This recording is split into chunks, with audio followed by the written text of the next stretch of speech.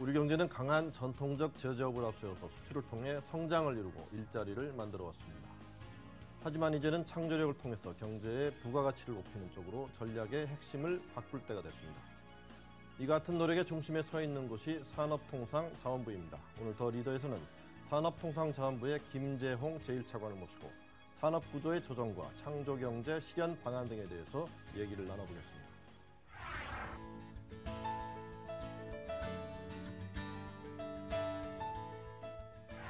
네, 저 바쁘신 가운데 나와주셔서 감사드립니다. 반갑습니다.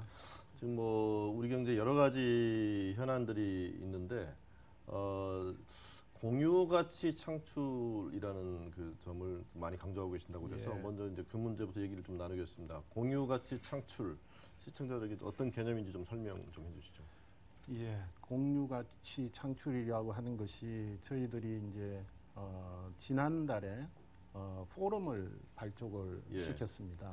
이게 이제 대부분 아마 새로 들어보시는 개념일 텐데 영어로 얘기하면 CSV라고 해가지고 Creating Shared Value 이 마이클 포트 교수가 주장한 내용입니다. 이게 뭐냐면 간단히 얘기하면 사회적으로 여러 가지 문제들이 있잖아요. 뭐 노인 문제도 있고 또 그 장애인 문제도 있고 또 청소년 문제도 있고 이런 사회적인 문제를 그런 걸 하나의 비즈니스 기회로 보고 이걸 사회적 문제를 해결하면서 기업의 이익을 창출하겠다 하는 것이 바로 이 CSV라고 할 수 있습니다. 기업의 이윤 극대화라는 게 이제 기업의 목표인데 그 이윤을 내는 것과 이제 사회적 문제 해결을 조화시키고 그걸 비즈니스 기회로 보는 그런 개념인데 이게 종래에 이제 사실 많이 얘기 되는 게 이제 지금 CSV 얘기하셨습니다만은 이제 사회적 책임, 그러니까 corporate social responsibility인가요? 그렇습니다. 그런 얘기가 다른 건가요? 아니면 같은 맥락으로 이해할 수? 저는 조금 다르다고 봅니다. 왜냐하면 이게 지금 우리 본부장님 말씀하셨지만 CSR이라고 하는 것은 우리 말로는 이제 기업의 사회적 책임 이렇게 얘기를 하는데 과거에 이제 기업이라는 게 이윤 추구라는 게 이제 기업의 기본 목적 아닙니까? 그리고 이윤을 추구하다 보니까 이 사회적으로 이 기업의 어떤 이윤 창출 노력 또 사회적인 어떤 그런 기대 수준 이런 거하고 괴리가 생기죠. 갈등이 생깁니다. 그래서 이걸 어떻게 그러면 해결을 해볼까 하는 차원에서 이제 처음 등장한 개념이 저는 기업의 사회적 책임이라는 CSR이라는 거 보고 그러니까 기업이 이윤만 추구하는 것이 아니고 돈을 벌었으니까 그만큼 또 사회를 위해서 뭔가 공헌을 하겠다. 예를 들어서 문화 예술 활동 같은 걸 통해서 기업의 이미지를 좋게 간다든지 또 어떤 불우 이웃 돕기 같은데 어떤 도네이션을 한다든지 이런 것을 우리가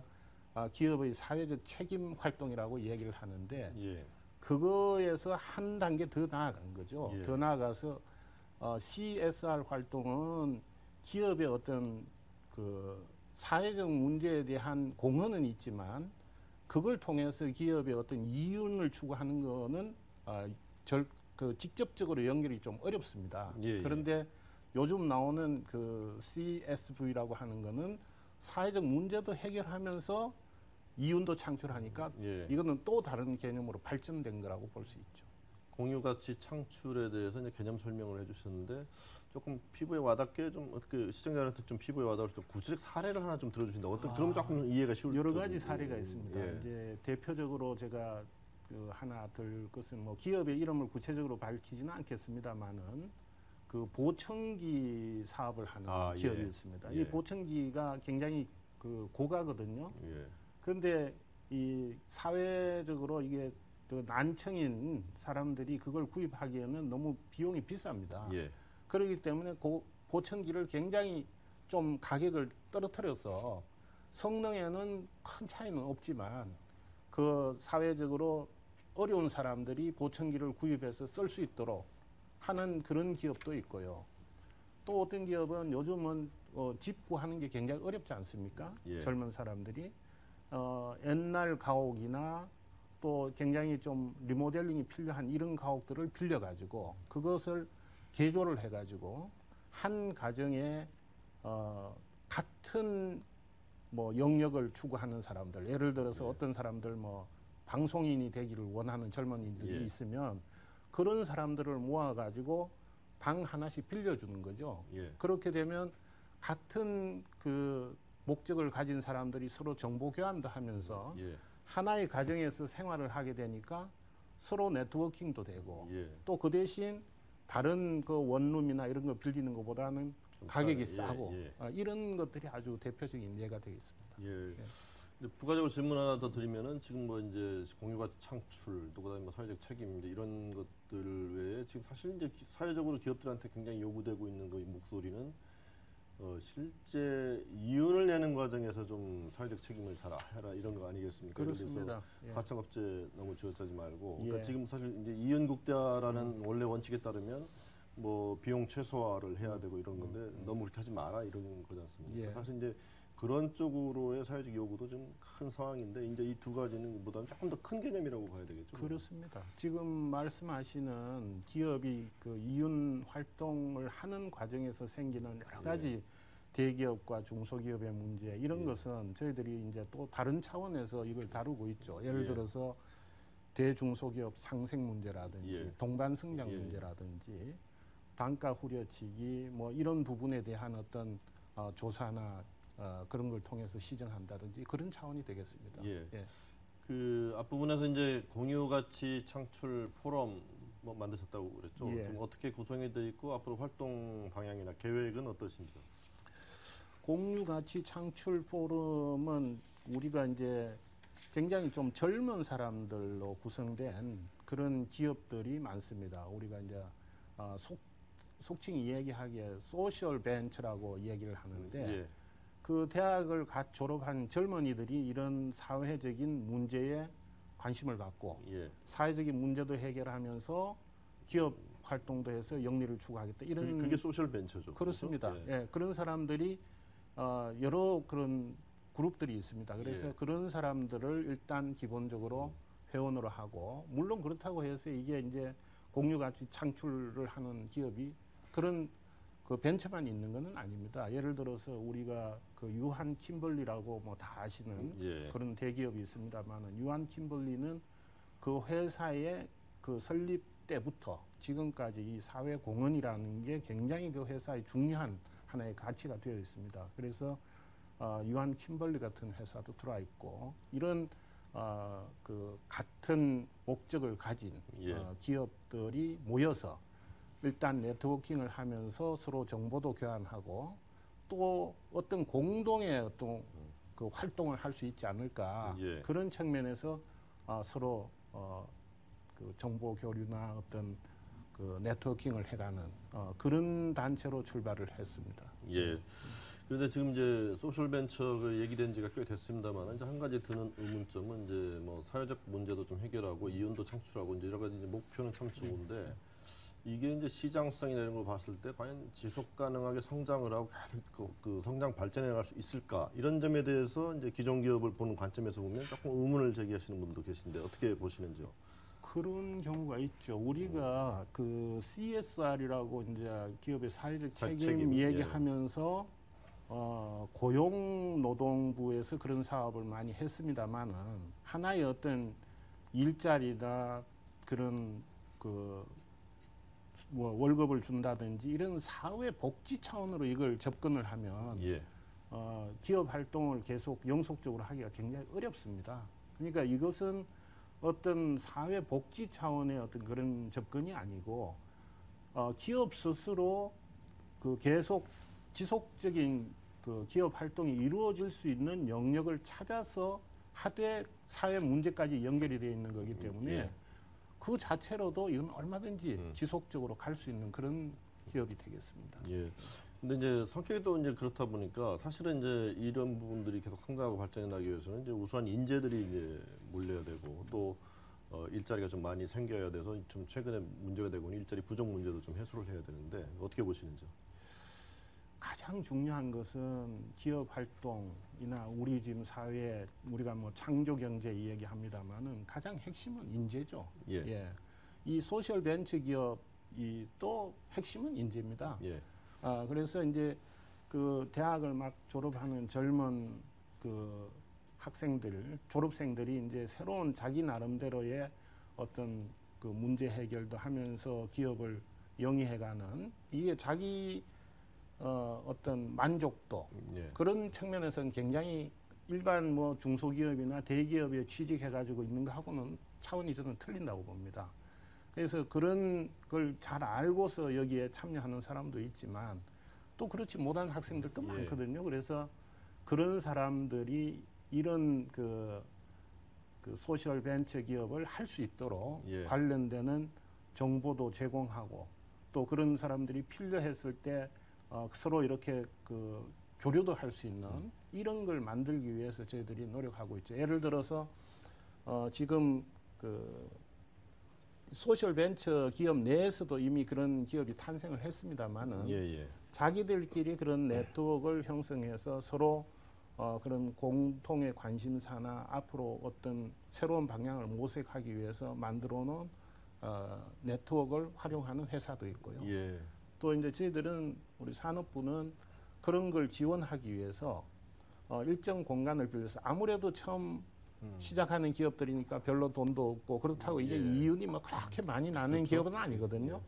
그래서 이런 그 젊은 그 기업가들을 위해서 일정 공간을 확보해서 좀 싼 가격으로 사무실을 빌려주면 예. 그 사람들이 여러 기업들이 거기에 모여서 서로 정보 교류를 하면서 그 좋은 또 방안을 찾을 수 있고 인력도 키울 수 있는 그런 게 아닌가 해서 그런 우리 미니 클러스터 일종의 그런 소셜 벤처 네트워크를 위한 클러스터 형성 이런 것도 저희들이 생각을 하고 있습니다.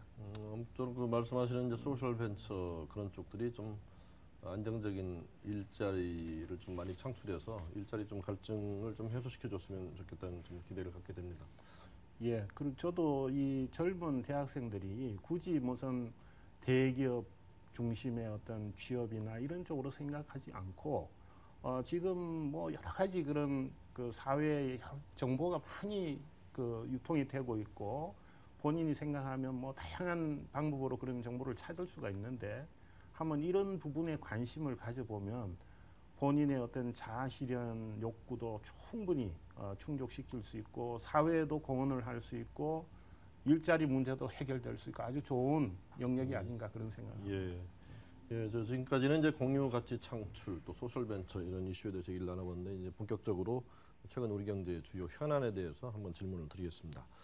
지금 뭐 앞부분에서 말씀하셨습니다만 이제 대기업과 중소기업의 이제 동반 성장, 상생, 뭐 가치 발전하는 이런 이슈가 뭐 사실 이제 얘기가 된 지는 오래됐습니다만은 그 성과 공유제라고 있죠. 이제 대기업과 중소기업이 뭐 원가 절감이라든가 기술 개발을 같이 하면 그 성과를 공유하는 그런 논의가 좀 있었는데 이 중견기업으로까지 좀 확대할 생각을 갖고 계시다고요?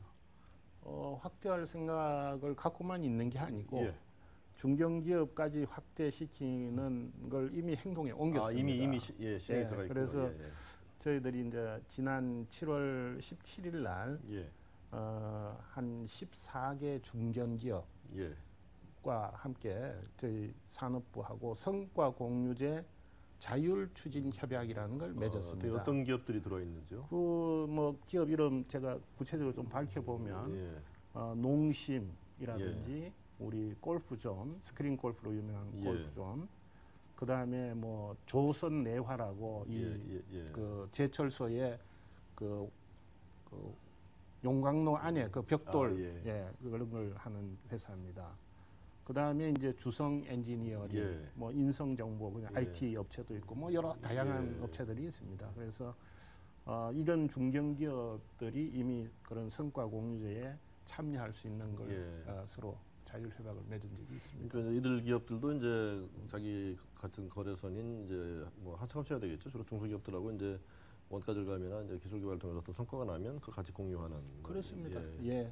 두 가지가 있죠. 지금 우리가 알고 있는 아주 그 큰 대기업들의 협력사일 수도 있고요. 중견기업이 또 그러면서 중견기업이 또 더 작은 중소기업의 어떤 모기업일 수도 있죠. 그래서 이제 대기업과 어떤 중소기업 간의 성과 공유만이 아니고 이런 중견기업이 상당히 또 우리 중요한 역할을 하는 그런 기업들이니까 이 중견기업과 또 그 중소기업 간의 어떤 성과 공유도 확산시키는 것이 사회 전체적으로 필요하다 해서 저희들이 노력을 하고 있습니다. 예. 그 이제 수출 문제 한번 특히 이제 수출 문제 한번 보겠습니다. 그 지금까지 보면은 뭐 사실 이제 무역 수지는 흑자인데 내용을 따져보면 사실 이제 뭐 1, 7월 보면 수출이 좀 제자리 걸음인데 이제 수입이 많이 줄다 보니까 또 흑자 나는 그런 구조고 또 최근 들어서는 이제 인도라든가 인도네시아 신흥국이 이제 미국의 양적 완화 축소 문제 때문에 또 경제 위기 조짐을 보이고 있어서 또 수출 기상도에 대해서 좀 걱정의 소리들이 많은데 사실 뭐 저희가 수출 의존도가 높은 나라이기 때문에 굉장히 중요한 변수인데 앞으로 기상도 어떻게 좀 진단 좀 해주시죠. 글쎄요, 저는 또 우리 수출을 담당하고 있는 부처여서 제가 그런지 모르겠습니다만은 저는 그렇게 뭐 우리 수출 전망을 그렇게 비관적으로 보지는 않습니다. 사실 우리 금년도 들어와서 1월부터 6월까지는 굉장히 수출이 뭐 작년에 비해서 거의 뭐 답보 상태. 6월까지는 제가 기억하기로 아마 전년 대비해서 0.6% 정도 증가한 걸로 알고 있습니다. 그런데 이게 7월 달 들어오면서 지금 또 8월 달 들어오면서 그 증가율이 상당히 좀 빨라지고 있습니다. 그래서 물론 지금 우리 사회자께서 말씀하신 대로 여러 가지 미국의 뭐 양적 완화 축소 가능성 또 실제로 그게 또 행동에 들어간 것도 있고요. 그런 측면에서 특히 그 신흥국 시장을 중심으로 이 금융 시장도 조금 불안하고 한 측면은 있습니다만은 또 한편으로 보면 우리 미국 경기 회복세도 굉장히 도움이 되고요. 또 우리가 그동안 이제 수출에 굉장히 어려움을 줬던 선박 부분이 좀 회복이 되는 측면이 있습니다. 거기다가 이제 작년도 하반기가 우리가 수출이 상당히 부진했어요. 그러니까 마이너스 3.1%를 기록했는데 이게 이제 작년엔 그렇게 낮았기 때문에 금년도는 상대적으로 기저효과라고 하죠. 기저효과가 있죠. 그래서 그런 측면에서 보면 저는 괜찮지 않겠느냐. 그래서 이제 저희 그 정부가 금년도 이제 수출 목표로 잡고 있는 5,700억 불, 5,700억 불이 되려면 작년 대비 우리가 4.1%가 수출이 증가를 해야 되는데 제가 생각하기에는 뭐 그것까지는 꼭 못 가더라도 한 5,600억 불 이상은 되지 않겠느냐. 그 정도 되면 이제 무역 흑자 규모는 얼마 정도로 보시는 거예요? 무역 흑자는 저희들이 당초 250억 불 금년도 예상을 했습니다만은 지난 7월까지 225억 불 흑자가 났습니다. 그렇기 때문에 흑자 규모는 더 커질 것으로 오히려 수입이 줄어서 더 커지는 효과가 그렇습니다. 조금 그런 측면이 있습니다. 그 사실 이제 수출이 너무 중요하기 때문에 이제 두 가지 질문 동시에 드리겠는데요. 어떤 면에서 보면 이제 특정 대기업에 대한 의존도가 너무 높기 때문에 뭐 그 기업들이 계속 잘해주면 좋은데 소위 말하는 포트폴리오라는 관점에서 보면 좀 이제 좀 위험하지 않느냐라는 그런 지적도 있고 그런 관점에서 보면 이제 그 문제를 어떻게 보시는지 하고 이제 중소 중견 기업들의 이제 비중이 좀 높아지기야 되는데 그 구조 자체가 안정화되기 위해서는 그 어떤 대책을 가지고 계신지 두 가지 질문 동시에 드리겠습니다. 그 지금 이제 물어보신 두 가지 문제는 저희 산업통상자원부로서도 가장 고민하는 그 이슈인 것 같습니다. 그러니까 지금 특정 대기업의 의존도 우리 경제가 굉장히 그 외관상으로는 좋은 모습을 보이고 있지만 사실 내용을 보면 너무 그 특정 대기업에 대한 의존도가 큰 것도 사실이죠. 예를 들어서 제가 말씀드리면 지난해 우리나라 삼성전자하고 현대차가 얻은 순이익이 우리나라 상장사 전체 순이익의 50%가 넘습니다. 절반을 넘는 그렇습니다. 거죠. 한 50% 가까이 되거든요. 그리고 영업이익도 한 40%를 차지한단 말이에요. 그러니까 이것은 물론 그 대기업이 계속 잘 되면 좋은데요. 굉장히 좋겠지만 이 언제든지 위험성이 그만큼 크다는 얘기죠. 그렇죠. 그 두 기업은 또 글로벌 무대에서 워낙 치열한 경쟁을 하고 그렇습니다. 있으니까. 그래서 우리가 또 그런 신뢰를 받지 않습니까? 핀란드에 우리가 그 노키아라고 노키아, 하는 예. 그 정말로 그 핀란드 경제에 큰 비중을 차지하던 대기업이 있었는데 이 기업이 핀란드 전체 국가 GDP의 20%를 차지했어요. 예. 근데 이 애플이라는 그 회사가 등장을 하면서 노키아가 결국은 그 설당을 잃고 그 핀란드 경제가 한동안 굉장히 어려움을 겪었죠. 그러다가 이제 새로운 또 이 중소기업 형태로 이 경제가 재편이 돼서 예. 오히려 뭐 그런 평가를 하는 사람도 있습니다. 이게 핀란드 노키아가 없어진 것이 오히려 핀란드 경제에 큰 도움이 됐다. 이런 뭐 평가를 하는 단기적으로 굉장히 어렵겠지만 그렇습니다. 예, 그래서 이제 그 지적하셨듯이 우리도 이런 대기업에 대한 의존도를 낮추는 것이 예. 중요하고 왜 중요하냐면 대기업이 어떤 투자는 많이 하지만 사실은 고용 창출 효과가 그렇게 크지 않습니다. 밖에서 많이 하죠. 예, 자동화 많이 돼 있고. 대부분 뭐 자동화되어 있고 이 설비에 대한 투자 금액은 굉장히 크지만은 예. 그러다 보니까 뭐 실질적으로 국민들이 느끼는 어떤 혜택이나 이런 거는 상대적으로 적죠. 예. 근데 이 중소 중견기업은 직접 그 어떤 일자리 창출이나 소득 창출하고 직접적으로 그 연관 효과가 상당히 크거든요. 예, 예. 그렇기 때문에 우리도 이제 독립성이나 전문성이나 또 대외 지향성 이런 걸 갖춘 우수 중소 중견기업을 키우는 것이 우리 경제의 체질 강화를 위해서도 반드시 저는 필요하다고 보고요. 예. 그래서 저희들은 우리 산업 정책의 굉장히 그 중요한 방향 중에 하나를 글로벌 중견기업, 중소 중견기업 육성 여기에 두고 있습니다. 그래서 우리 이제 국내 시장만을 대상으로 하는 중소 중견기업이 아니고 전문성을 가지고 해외 시장에 나가서 외화를 벌어들일 수 있고 또 세계 어느 기업과도 당당히 경쟁할 수 있는 예. 그런 기술력과 전문성을 갖춘 기업 그것을 저희들은 지금 여러 가지 정책적으로 지원을 하고 있습니다. 그 지금 이제 전적인 이제 구조적인 측면에서의 말씀을 해주셨고요. 또 한 가지 문제는 이제 결국은 이제 기존에 우리가 잘하고 있는 영역 말고 또 이제 새로운 먹거리를 좀 찾아야 되는 또 기존의 영역에서는 또 워낙 중국의 추격이 또 거세고 또 글로벌 무대에서의 경쟁이 치열하기 때문에 이제 새로운 먹거리에 대한 고민이 이제 산업자원부가 많으실 텐데요.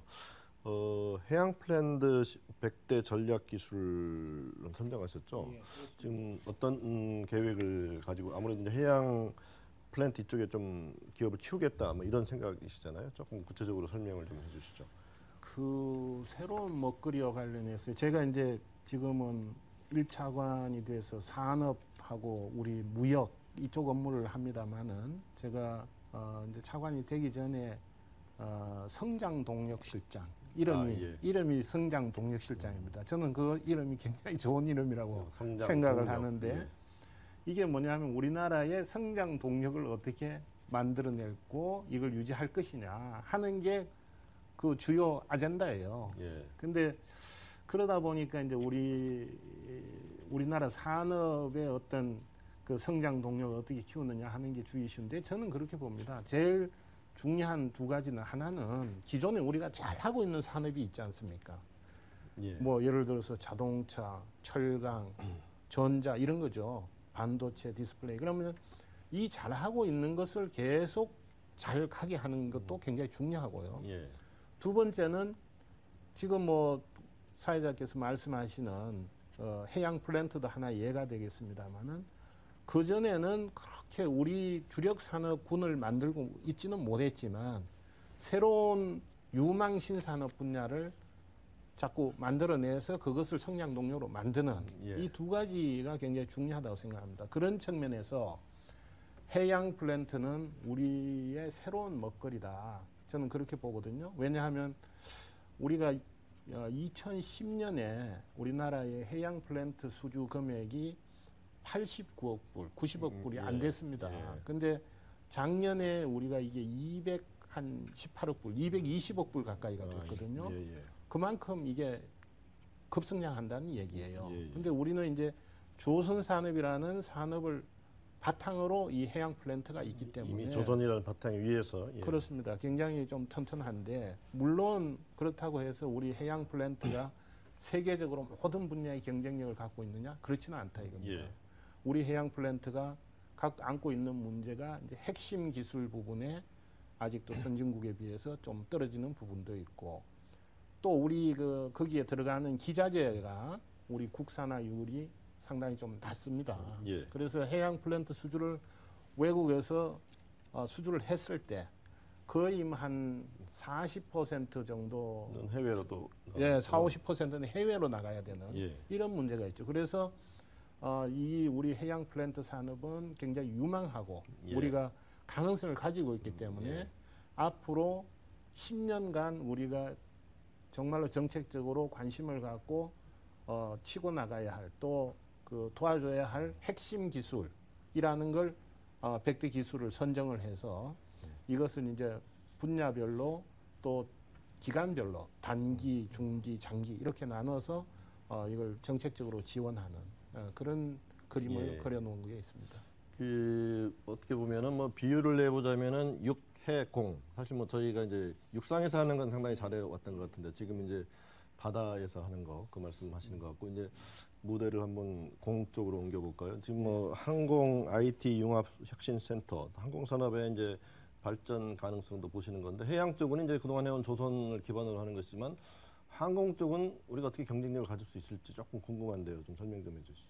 저도 우리나라가 다른 산업은 대부분 다 그래도 골고루 다 이렇게 잘 가는데 이 항공은 왜 이렇게 약할까? 저도 그런 생각을 좀 했는데 저는 제가 내린 생각은 뭐냐면 이 우리나라가 이제 항공 수요가 주로 과거에는 군 쪽에서 있었잖아요. 외국으로부터 전투기 수입하고 뭐 이런 건데 이런 군 수요 이것을 민간 항공 산업과 이렇게 좀 연계를 잘 시켰으면 어떻게 보면 우리가 지금 항공 산업보다는 훨씬 좀 발전된 모습을 보였을지도 모르겠어요. 미국이 그게 잘 되는 거죠? 그렇습니다. 미국은 군수하고 민수가 연결이 돼 있어요. 근데 우리는 요즘 들어서 이제 군수하고 민수 연계를 이야기하고 민군 협력 얘기를 많이 합니다만은 과거에는 어떤 군수 영역은 이거는 신성 불가침의 영역이었어요.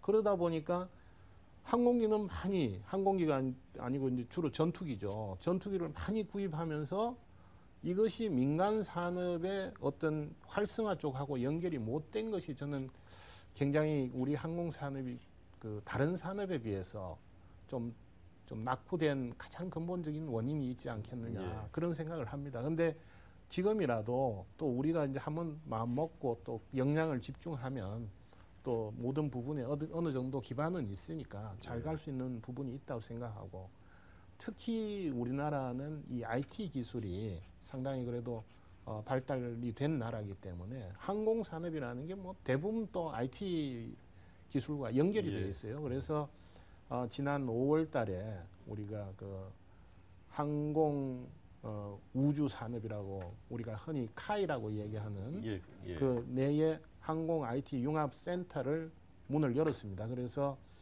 이것을 이제 우리 카이만이 아니고 대한항공이라든지 삼성 탈레스라든지 LIG 넥스원 같은 이런 항공을 하는 회사도 참여하고 또 그 인근에 사천 인근에 그 중소 협력업체들도 참가를 해서 우리가 이제 어떤 요즘은 무인기 많이 또 개발하거든요. 무인 자율 비행이라든지 비행 안전이라든지 뭐 업무 효율 제고 이런 영역에서 이걸 어떻게 IT와 결합을 해서 새로운 그 제품을 만들어낼 것이냐 하는 걸 지원하는 그런 걸 하고 있습니다. 지금 이제 이번 질문은 이제 어떻게 보면 이제 정부 내에서의 시너지 또는 이제 어떻게 보면 뭐 협업 뭐 이런 부분인데 지금 뭐 이제 창조경제 뭐 많은 얘기가 있습니다만은 이제 기본적으로는 지금 해당되는 부처들이 좀 있는데 일단 미래부하고 산업자원통상부하고 사이에서의 어떤 그 중복 혼선의 문제라든가 뭐 이런 문제는 없는지, 또 시너지를 극대화하려면 좀 어떤 보완책이 있어야 될지 혹시 뭐 그런 데 대해서 좀 의견 어떠신지요? 그 사실은 이제 대부분의 많은 그 걱정들이 미래부라는 새로운 부처가 출범을 하면서 예. 창조경제라는 화두를 그 맡은 부처이기 때문에 다른 부처하고 어떻게 협업을 하고 효과를 낼 수 있을 것이냐, 이런 부분에 대해서 많은 분들이 관심 있게 보고 있고 걱정을 하고 있는 것 같습니다. 저희들도 잘 알고 있고 아직 뭐 좀 실체가 좀 잘 안 잡혀서요. 그렇죠? 그런 얘기가 많죠. 그런데 저는 이렇게 봅니다. 저희들은 미래부하고 산업 가장 저는 직접적으로 관련이 있는 부처가 저희 산업통상자원부라고 생각을 하는데, 저는 미래부는 기초과학이나 또 ICT 이 부분에 그 창조 경제를 위한 씨앗을 뿌리는 역할을 하는 부처다. 그러니까 우리가 뭐 과학기술 기초연구 하지만 이것이 하루아침에 결과가 나오지 않거든요. 그것은 정부가 지원을 하고 관심을 갖고 인프라를 조성해 놓으면 그 결과는 10년 후에 20년 후에 나타나는 겁니다. 그렇기 때문에 씨앗을 뿌리는 부처고, 결국은 창조 경제에 과실을 맺는 것은 어디에서 맺느냐?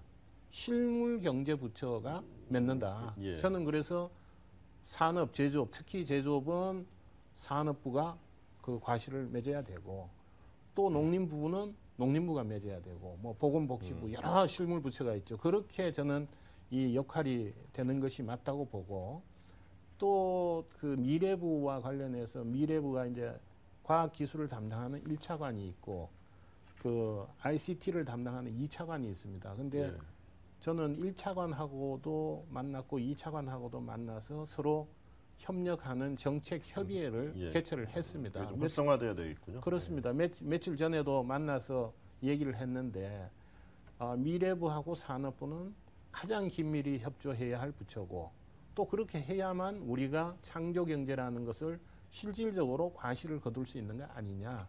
그래서 그런 문제에 대해서 서로 같이 협력을 하고, 또 현장도 같이 나가서 공동으로 공동 간담회를 해서 기업이나 여러 현장의 어려움을 듣고 해결해주는 그런 노력을 같이 하자 해서 잘 협력을 하고 있습니다. 지금 이제 국회에서 이제 외국인 투자 촉진법 뭐 논의가 되고 있는데 지금 뭐 사실 뭐 다양한 법안들을 놓고 이제 여야 의견들이 엇갈리고 있는데 이 법안도 그 중에 하나인 것 같습니다. 그렇습니다. 민주당은 이제 대기업 총수의 기업 사유화 또는 뭐 외국인의 먹튀 이런 문제가 생기서 반대하고 있다는데, 앞으로 또 이 법안의 이제 필요성 좀 설명해 주시고 또 어떻게 진행될 것으로 기대하시는지.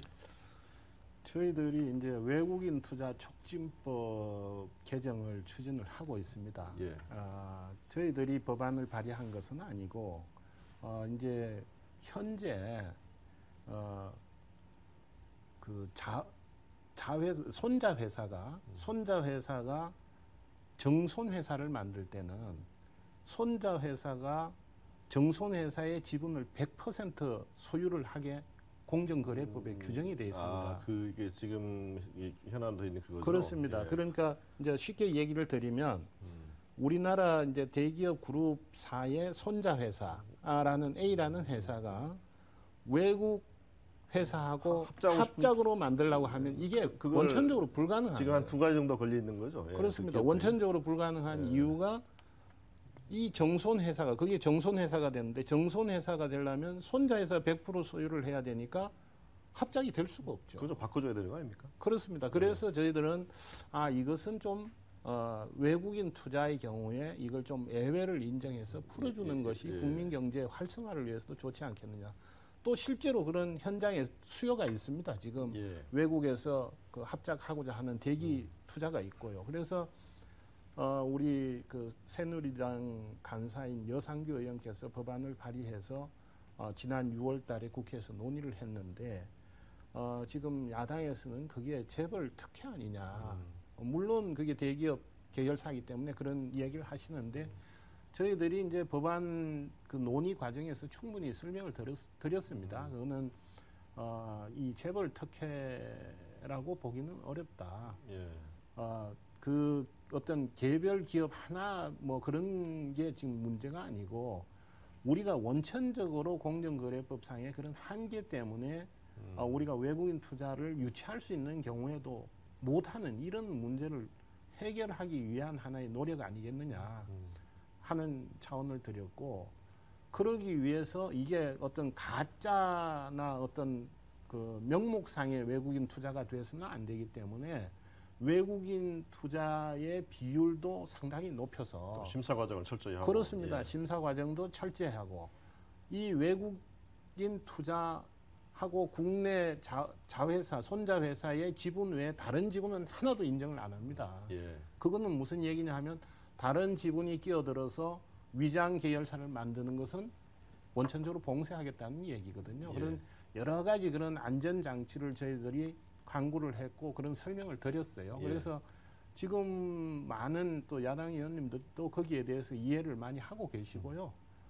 제가 생각하기에는 이제 이번에 이제 정기국회 개원이 되면 아마 이 문제에 대해서 많은 논의가 있을 것이고 거기에 대해서 이제 제가 보기에는 가장 큰 변수는 지금 여야 간의 어떤 이렇게 대치 정국 이게 어떻게 풀리느냐에 따라서 또 이 문제도 쉽게 또 잘 해결될 수 있을 것으로 저는 기대를 하고, 또 우리 경제 활성화를 위해서도 저는 해결이 되는 것이 맞다.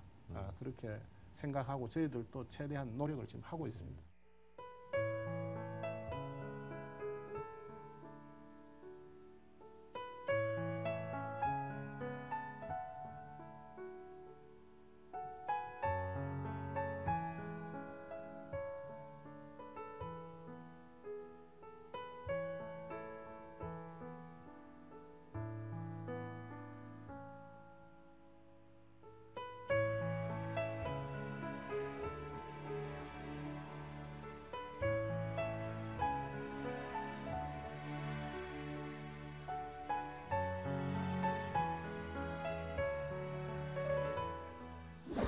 지금까지는 우리 경제는 대기업 위주의 성장을 해왔습니다. 하지만 앞으로는 대기업과 중소, 중견기업 또 소셜 벤처기업 같은 삼두마차가 기초가 튼튼한 창조 경제를 만드는 그런 경제로 탈바꿈해야 하는 숙제를 안고 있습니다.